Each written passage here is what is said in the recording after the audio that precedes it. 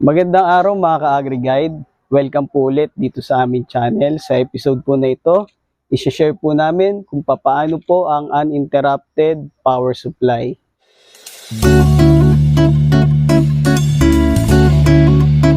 So, gaano po ba kaimportante ang kuryente sa ating po mga livestock?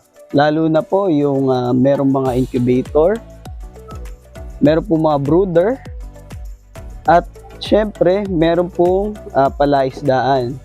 So, dito po sa video na ito, di-discuss po namin kung paano po ang ginagawa namin para po uninterrupted po ang power supply ng ating pong mga livestock. So, bago po yon, samahan niyo po kami na magpakain po muna sa amin pong mga tilapia. O, tara. So yun po, magpapakain po tayo ng isda. Nandito po tayo ngayon sa fish pond number 1. Ito po, nakalagay po dito ay 3,000 pieces na mga tilapia. Sila po ay 2 months and 1 week na po dito. So, pakainin po natin.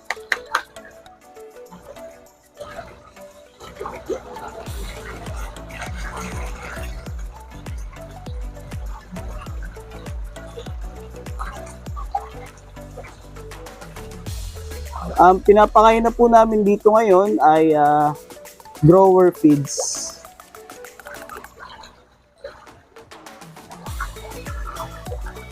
Ito po.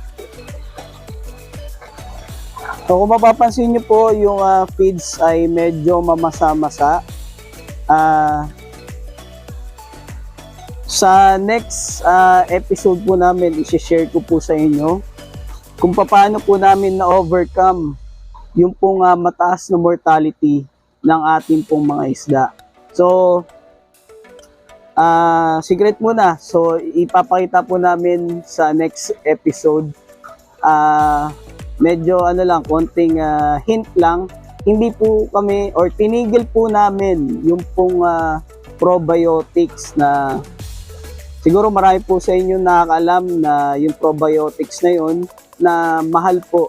So, i-share ko po sa next video yung pong ginagamit ko na hindi lang probiotics. Yun. Next time, i-upload ko po yun. So, pakain po muna tayo. Yung pong ginamit ko na yun, nako, napakalaking mura po kesa doon po sa alam nyo po na mahal. So, ngayon po, nandito tayo sa second pond. Ito po yung aming mga first batch. Sila po ay 2 months, 2 weeks, and 3 days na po. So, papakainin po natin sila ngayon. So, wala pa, lumalapit, nagkakagulo na sila. Ang nakalagay po dito ay 2,500 pieces na mga tilapia. So, yan, malalaki na po sila. Hopefully, kung the end ng November, sana December po makapag-harvest na. Dito medyo marami na pong malalaki.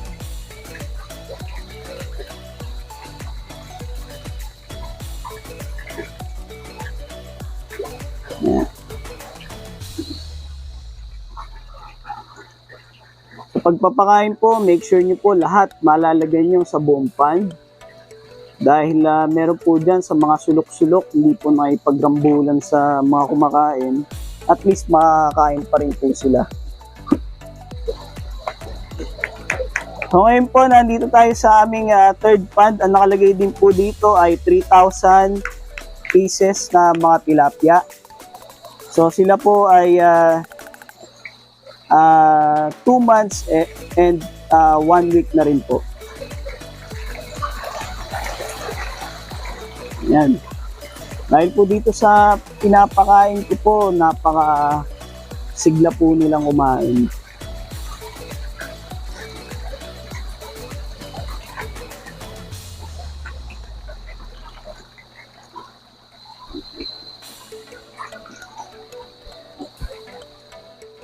O, oras po na kami pakain dito ay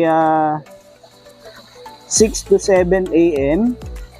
Tapos po 12 o'clock hanggang 1 o'clock, ganyan, tanghali po. At 6 PM po ng gabi. So 3 times a day po kami magpakain sa aming mga tilapia. So yun, tapos na po tayo magpakain. Balik po tayo ulit dun sa aming power station. So isa po sa mga problema ng ating pong mga ka-farmer dyan, mga ka-agri, ay ang power interruption po kapag po nagba-brownout. Yun po ay isang malaking problema para po sa mga meron pong incubator, may mga brooder po at saka sa palaisdaan. So ganito po ang amin pong ginagawa. Halimbawa po ay nag-brownout po dito po sa power company or mas kilala po sa maraming lugar na Meralco. Dito po sa amin ang power company po dito ay ang Kizelco.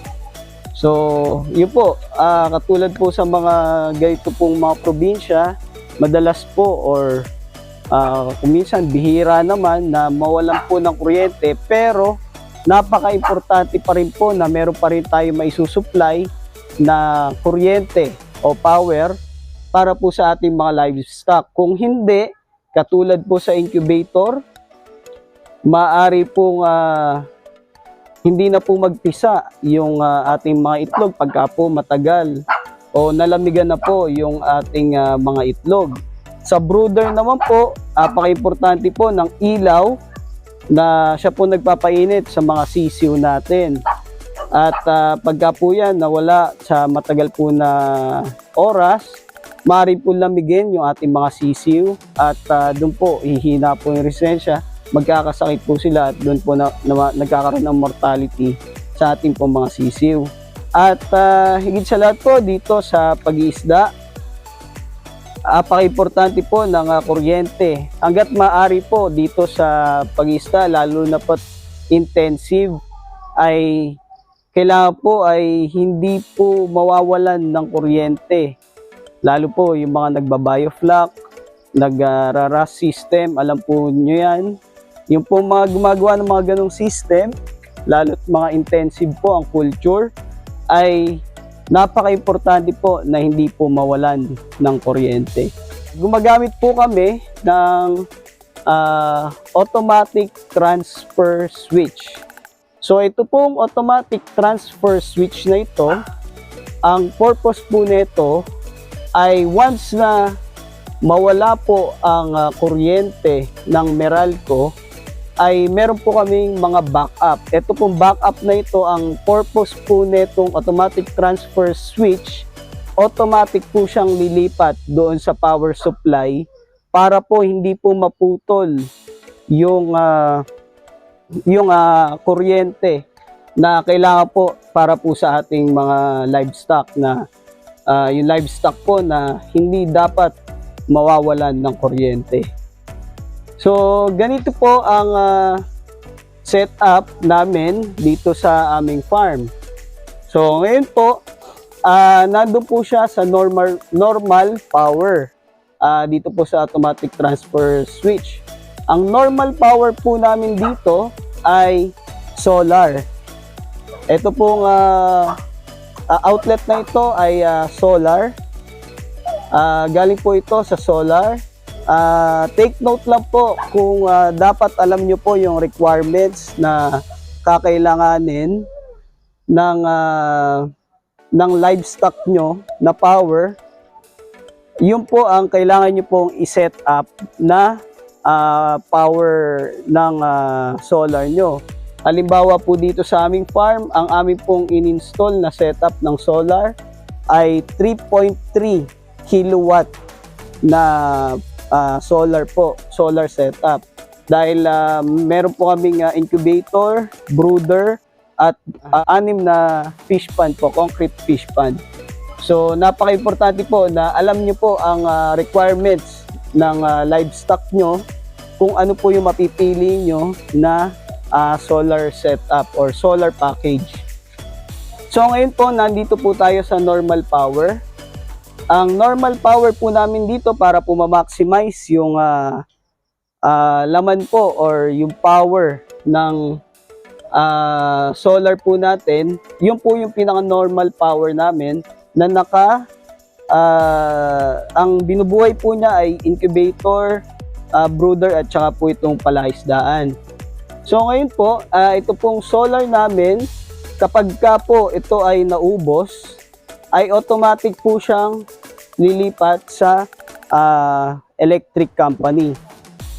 And then, pagka po, halimbawa naman, kung may magtatanong po, paano kung maubos yung solar nyo, mag-brown out, paano na?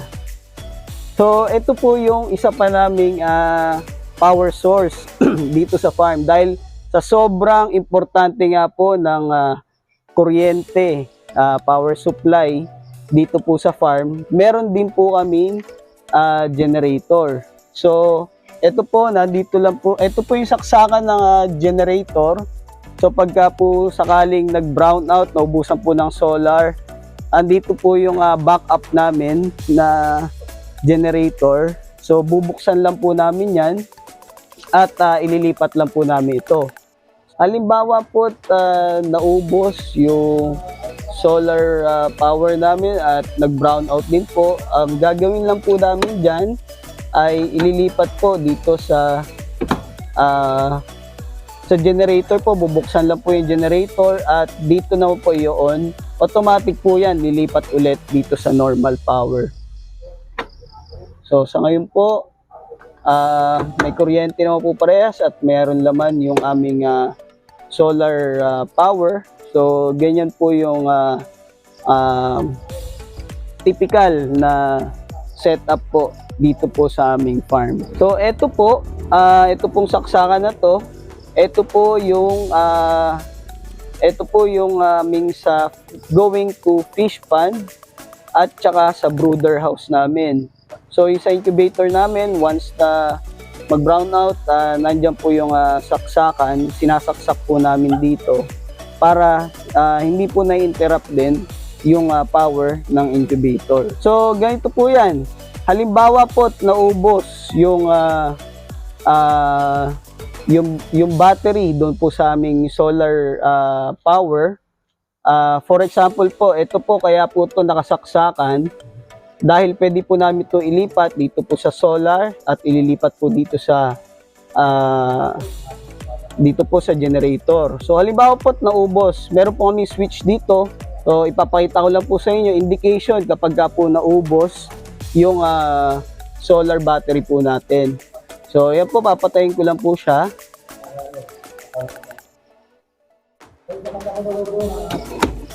Yan. So ayun po, nakita nyo po, automatic po siyang lumipat dito sa power na ito, sa emergency power, which is yun po yung electric company. So ganun po ang purpose nito, automatic transfer switch na uninterrupted po. Ibig sabihin, pagka po ito naubos, automatic po siya na wala pong interruption sa kuryente, nilipat po siya sa other source. So yun po, halimbawa naman po at meron na pong power, halimbawa nag-umaga na po at nagkarga na po yung battery ng ating pong solar panel, solar battery. So ito po, bubuksan ko lang po ito, indication po na may power na yung solar. So yun po, nakita niyo po na nag-transfer po, automatic siya dito sa normal power. Kaya po ito na po yung ulit na ginagamit natin na power source, yung sa solar. So na-maximize po namin yung solar power gamit po dun po sa solar battery. And then meron po kaming backup. So ang backup po namin dito ay itong Meralco. So yun lang po ang setup namin para dito po sa aming uninterrupted na power supply. Maraming po salamat sa inyong panonood. Sana po naintindihan nyo po yung aking diniscuss. Meron naman pong mga visual aid. Maraming po salamat sa inyong panonood. Sa mga bago po sa channel, paki-like and subscribe na po dito po sa aming YouTube page. At para po lagi po kayong updated dito po sa aming farm kung ano po yung mga development na po mga gagawin, i-share po namin lahat sa inyo. So hanggang dito na lang po ang video namin. Marami po salamat sa inyo lahat. Happy farming po. Paalam.